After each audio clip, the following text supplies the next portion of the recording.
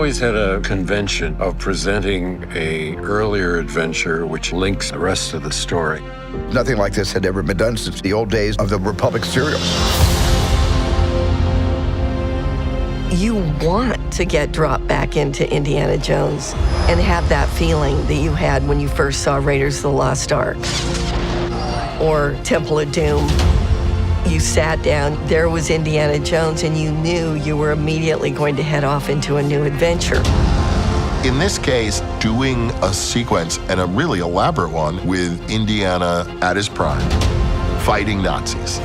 I felt like I wanted the chance to make a movie with a young Harrison. The ambition in me wanted to crack at it.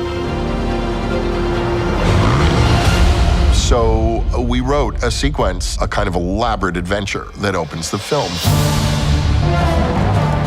We're doing this, then we're doing this, okay? An essential element of an Indiana Jones film is that we see the world. It's inspiring us about how much there is to find under our own roof on this planet. The opening image, we're coming out of the Lucas logos. Steady inside the van. Actually, in a very traditional way, like with the dolly track, no fancy equipment. It all goes from a micro shot to huge scale. Then there's the question, well, how are you going to shoot Harrison in 1944 when he would be 37 years old? The methodology used footage of me from 40 years ago that was in the vaults of Lucasfilm. It's very, very effective. We've got two really important things in our favor. One, the best bunch of people with the right kind of technology. And two, Harrison Ford is really good at playing Indiana Jones. This way, come on! I recognize that my voice has changed as I've aged, and I can force it into a higher register, and I can add a little extra energy to it. He could see that it was getting what he was doing, meaning it was coming from his soul. He was driving the expressions, the intensity, the passion of the character. Smashing through stuff, falling through floors, breaking here, breaking there. We wanted to try and make this feel like something that is of its time. And of its time means the 1980s and those original movies.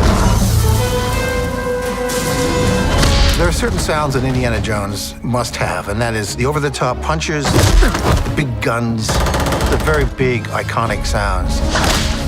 We wanted to really enjoy and celebrate the Indiana Jones legacy. We had a lot of discussion about the Wilhelm scream. We had a little vote of where it would go. And we put it in 6 or 7 places, and the one that you hear now is the winner. I think people will recognize the style of the earlier films. Faden and I would go after the kind of Dougie Slocum feel, which is also inseparable from Steven's own sense of staging. So scenes with shadows or scenes where an actor comes big into lens up to minimum focus. Using a lot of those classic devices in terms of lighting sources. We have a lot of, Dougie Slocum references. In making a movie like this, it's kind of like you're making a visual score. All these little pieces that all have to make a whole.